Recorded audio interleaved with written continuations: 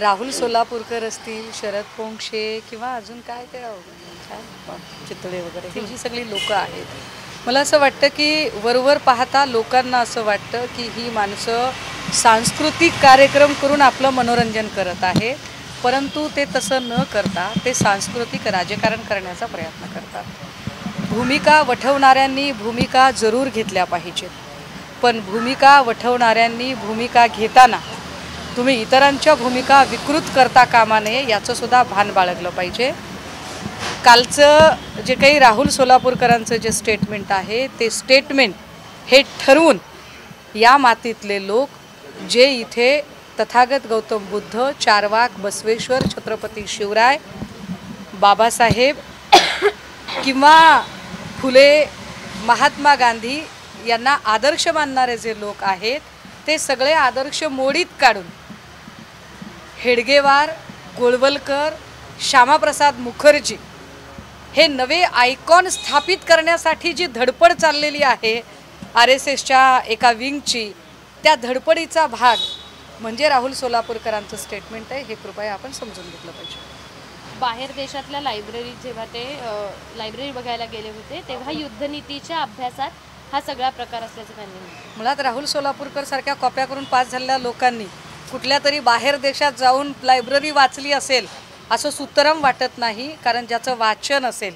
वाचन झालेली व्यक्ती ज्याचं पुस्तकं वाचून चांगलं मस्तक तयार होतं त्याच्या डोक्यात असे विचार येऊ शकत नाहीत।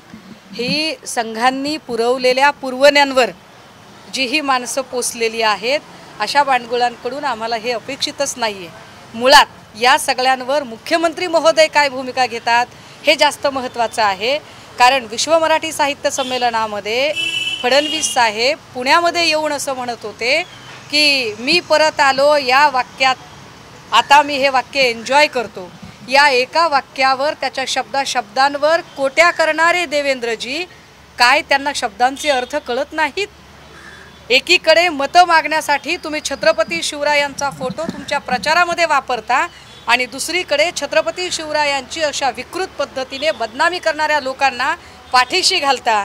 जर खरंच देवेंद्रजींना आणि भाजपाला छत्रपती शिवरायांच्याबद्दल आदर आणि सन्मानाची भावना असेल तर राहुल सोलापूरकर ही नुसती व्यक्ती नाही तर विकृती म्हणून तुम्ही त्याच्यावर काय आता प्रतिबंधात्मक कारवाई करणार आहात याचं उत्तर त्यांनी दिलं पाहिजे। अंजली दमानी यांच्या संदर्भात नाही, हे बघा, दमानियांनी जो काही लढा उभा केला त्याबद्दल त्यांचं कौतुकच आहे, मला त्याच्यावरती काही हे करायचं नाही। अगदी कालच्या याच्यामध्ये मी हेही म्हटलेलं आहे की नामदेव शास्त्रींचं जे वक्तव्य होतं की मारेकऱ्यांची सुद्धा मानसिकता तपासायला हवी, हे वाक्य चुकलेलं आहे, तर चुकीला चूक म्हणणं हे बरोबर आहे। त्यामुळे शास्त्री चुकले, परंतु आज ज्या काही पद्धतीने दमानियांनी स्टेटमेंट केलं, खरं तर त्या जे काही बोलत होत्या त्यात काही त्यांनी फार मोठं संशोधन केलेलं नव्हतं।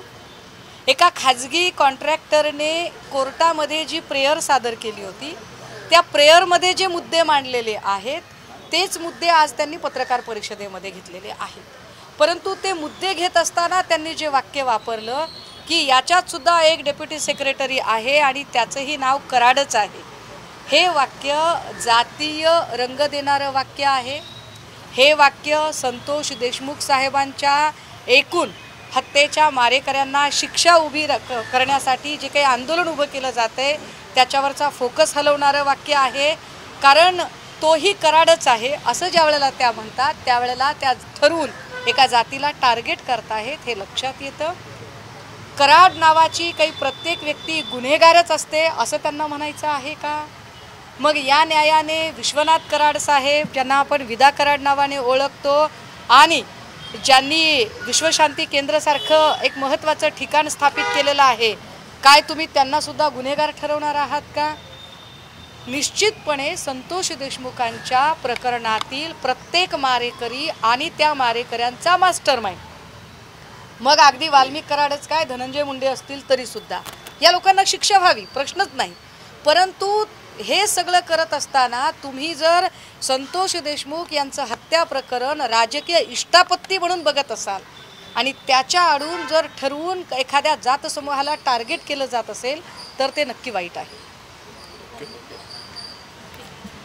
थँक्यू. एकनाथ शिंदेचा एक प्रश्न आहे. एकनाथ शिंदे बोलताना असं म्हणाले की जो विरोधकांकडून आरोप केला जातो की मुंबई महापालिकेची ज्या ठेवी आहेत त्या मोडलेल्या आहेत. मग एकनाथ शिंदे बोलताना असं म्हणाले की ठेवी ज्या आहेत त्या मोडलेल्या नाहीत, कोणताही कर जो आहे तो आम्ही मुंबईकरांवरती लागलेला नाही, दुर्गंध नसणार आहे. आणि जो अर्थसंकल्प सादर झाला, विरोधक फक्त टीका करतात, टीका करण्याचं त्यांच्याकडे काम नाही आहे. सर्वसामान्यांना दिलासा देणारा हा अर्थसंकल्प. नाही, एकनाथ शिंदे आत्ता काय बोलतात किंवा काय नाही बोलत हे आता महत्त्वाचंच नाही आहे. कारण आता सगळा जो फोकस आहे तो सेंट्रलाइज्ड देवेंद्र फडणवीस यांच्यावर आहे. त्यामुळे त्यांच्या बोलण्याला, न बोलण्याला, त्यांच्या रुसण्याला किंवा त्यांच्या दरेगावी जाण्याला काहीच अर्थ उरत नाही. मला असं वाटतं की या सगळ्यांवर स्टेटमेंट देऊन लाईमलाईटमध्ये येण्याचा प्रयत्न करण्यापेक्षा शिंदे साहेबांनी आता या सगळ्या प्रकरणामध्ये तुम्हाला तुमच्याच ठाण्यामध्ये गणेश नाईक कशा पद्धतीने टशन देत आहेत आणि देवेंद्रजींनी त्यांना किती राजाश्रय दिले त्याच्यावर चिंता करणं त्यांच्यासाठी जास्त गरजेचं आहे. हे जास्त महत्त्वाचं आहे. Thank you very much. चल बकार दिसत नाही दिस. गेल्या 50-55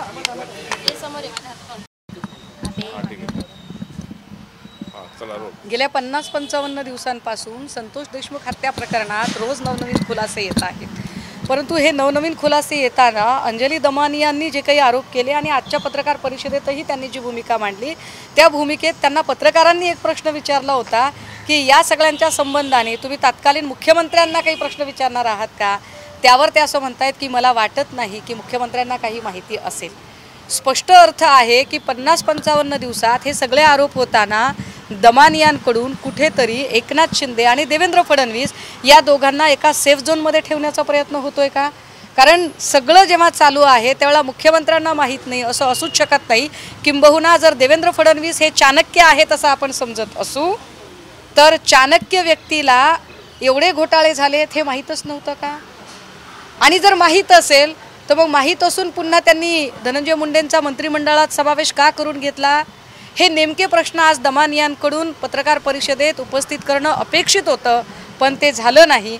आणि त्यामुळेच आम्हाला असं वाटतं की त्यांचा फोकस हा देशमुख हत्या प्रकरणात मारेकऱ्यांना न्याय मिळवून देणे, शिक्षा करणे, मारेकऱ्यांना शिक्षा झाली पाहिजे हा आहे की कुणाला तरी टार्गेट करणे आहे. शंका घ्यायला वाव आहे.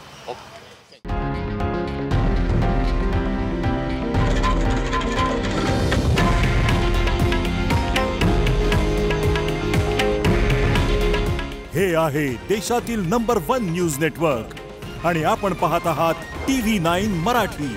काळजी तुमची, हित महाराष्ट्राचं.